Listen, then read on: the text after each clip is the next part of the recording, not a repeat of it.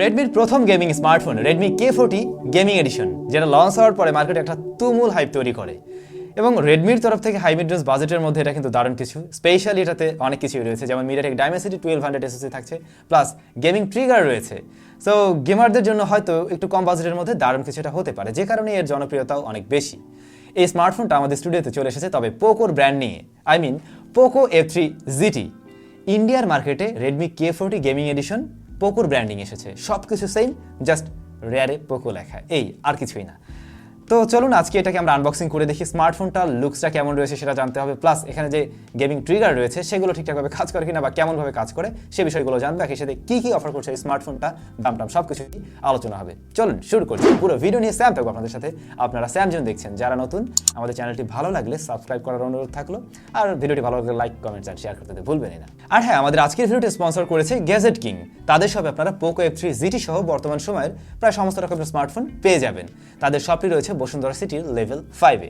Video ডেসক্রিপশনে gadget king এর যাবতীয় ইনফরমেশন দেওয়া থাকলো। আর গ্যাজেট কিং আপনাদের জন্য একটা ছোটখাটো গিভঅ্যাওয়ের ব্যবস্থা করেছে, যেটা নিয়ে আমরা এই ভিডিওতেই আলোচনা করব অবশ্যই।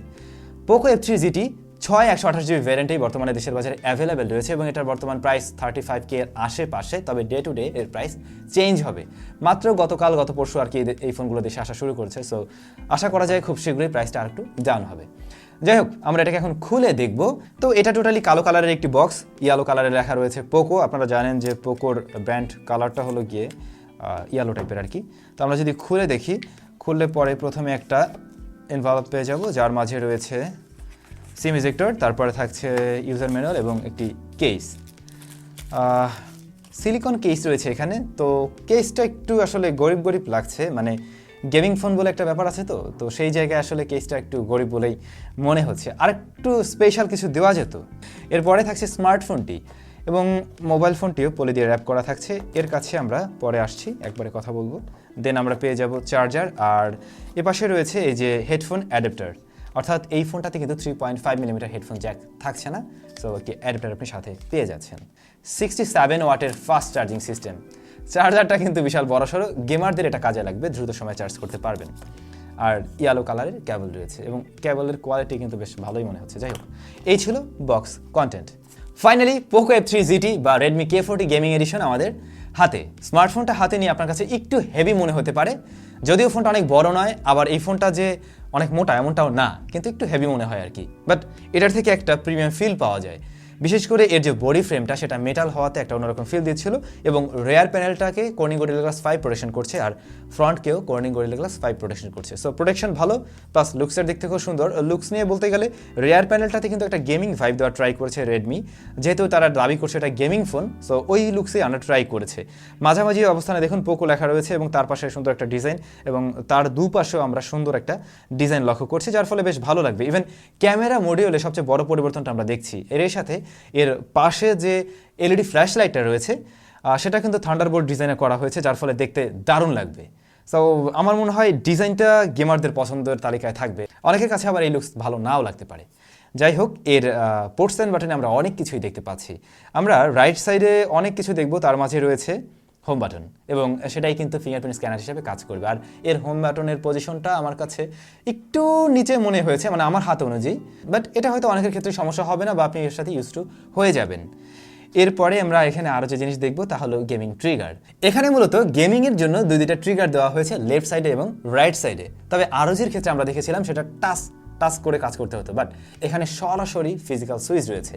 তো দুইটা স্লাইডার পাবেন এখানে, আপনি স্লাইডার দুটোকে জাস্ট ভিতরের দিকে যদি ঠেলে দেন, তাহলে দেখবেন লিভারের মাধ্যমে দুইটা সুইচ উপরে পাঠানো হয়, এবং এই সুইচের উপরে আপনি যখন প্রেস করবেন বা এই বাটনের উপরে যখন প্রেস করবেন, খুবই ট্যাকটাইল একটা ফিল দেয়। সো গেমারদের কাছে আমার মনে হয় টাচের চাইতে এটা বেশি ভালো লাগতে পারে, মানে পার্সোনালি আমার কাছে ভালো লেগেছে, যেহেতু হাতের মাঝে আমি একটা ফিল পাই যে কোনো একটা কিছু আমি চাপ দিচ্ছি সেটা নিচু হয়ে যাচ্ছে, বা টাক করে একটা সাউন্ড দেয়। সো এই জায়গাটা হয়তো অনেকেরই ভালো লাগবে। উপরের পাশে আমরা দেখতে পাই স্পিকার গ্রিল রয়েছে, সেকেন্ডারি স্পিকার গ্রিল, একটি মাইক্রোফোন এবং আইআর ব্লাস্টার। এবং স্পিকার গ্রিলটা কিন্তু একেবারেই স্পেশাল, এটা খুবই সুন্দর লুকস তারা দেওয়ার ট্রাই করেছে। লেফট সাইডে ভলিউম রেকর্ড রয়েছে এবং তারপরে একটি মাইক থাকছে, মূলত গেমারদের এটা কাজে লাগবে। আপনি যখন গেমিং করবেন ফোনটা নিশ্চয়ই আপনি এভাবে ধরবেন। সো দুই পাশেই কিন্তু মাইক্রোফোনটা ব্লক হয়ে যাচ্ছে, এই হাত দিয়ে এটা ব্লক করে দিচ্ছেন, এই হাত দিয়ে এটা, তখন আপনি কথা বললে এই মাইক্রোফোনটা সেটা নিতে পারবে। সো এটা অবশ্যই একটা ভালো বিষয় ছিল। নিচের পাশে রয়েছে USB Type-C port, primary microphone, speaker grill এবং SIM card slot. 3.5 millimetre headphone জ্যাকটি এখানে দেওয়া হয়নি। সিম কার্ড স্লটটিকে চাইলে লেফট সাইডে দেওয়া যেত, যেহেতু লেফট সাইড মোটামুটি ক্লিন রয়েছে। সেই ক্ষেত্রে আমার মনে হয় 3.5 মিলিমিটার হেডফোন জ্যাকটি দেওয়া যেত।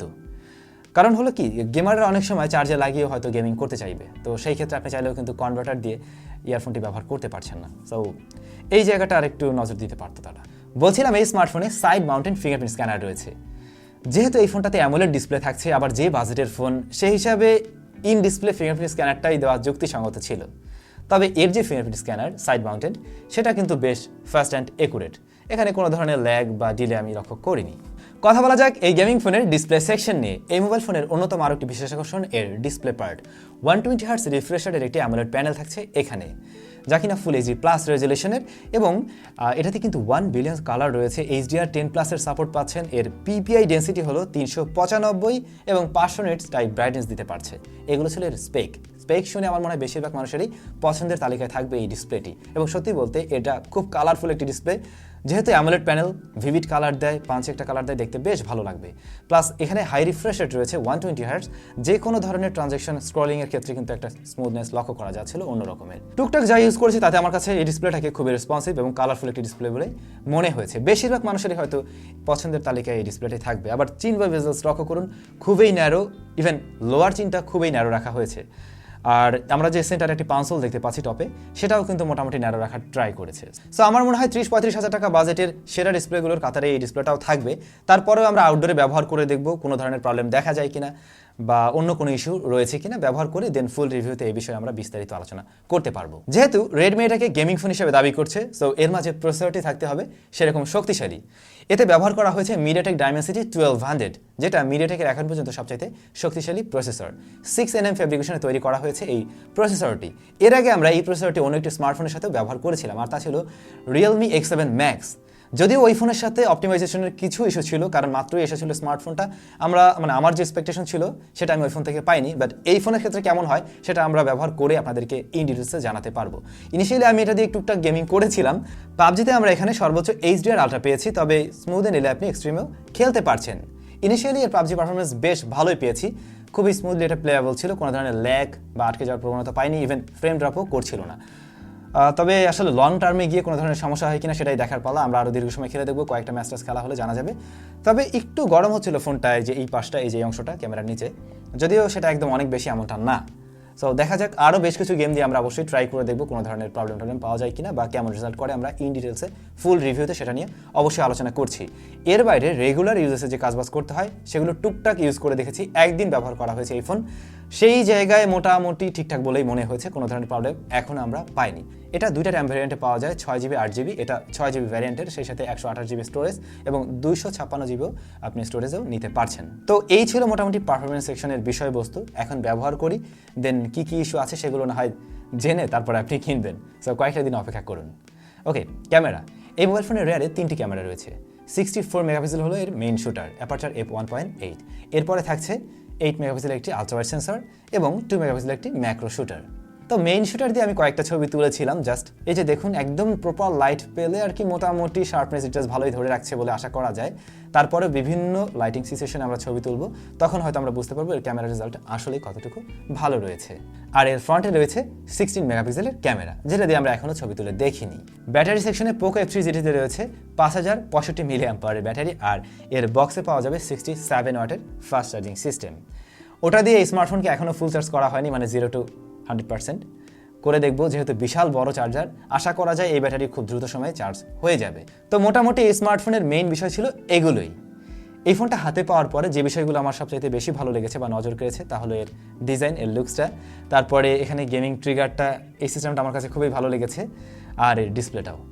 এই জিনিসগুলো দেখে আমার মোটামুটি মনে হয়েছে এই ফোনটা হয়তো আমি নিজেও ব্যবহার করার জন্য রাখতে পারি। এখন কয়েকদিন ব্যবহার করে আসলে বোঝা যাবে এর মাঝে আরও কী কী হাতিঘোড়া রয়েছে, কোনো সমস্যা রয়েছে কিনা। সেগুলো যদি খুব একটা খারাপ হয় তাহলে হয়তো নাও ব্যবহার করতে পারি। সো আপনারাও চাইলে একটু অপেক্ষা করতে পারেন, ফুল রিভিউতে আলোচনা করি যে আসলে এটা কেমন, দেন না হয় আপনি ডিসিশন নিতে পারেন। তারপরেও যদি কারোর এখনই নিতে মন চায় তাহলে অবশ্যই নিয়ে নিতে পারেন। ডেসক্রিপশনে গেজেট কিংয়ের লিঙ্ক সব কিছুই দেওয়া থাকলো, ট্রাই করে দেখতে পারেন।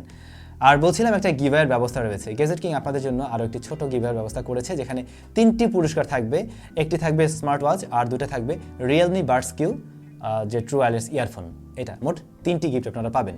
কিভাবে অংশগ্রহণ করবেন ভিডিও ডেসক্রিপশনে আমি বিস্তারিত লিখে দিলাম, জাস্ট ওইভাবে আপনি অংশগ্রহণ করে নিয়ে জিতে নিতে পারেন ওই গিফটগুলো। তো ভাই ব্রাদার সবাই অনেক বেশি ভালো থাকবেন, আর অবশ্যই কমেন্টস করে জানাতে ভুলবেন না এই স্মার্টফোনটা আপনাদের কেমন লেগেছে। এখন পর্যন্ত আমরা রেজাল্ট জানি না কিছুই, বাট দেখে শুনে যা যা অফার করছে সেগুলো শুনে আপনার কাছে কেমন লেগেছে এই প্রাইস পয়েন্ট থেকে। দামটা 35K মনে রাখবেন।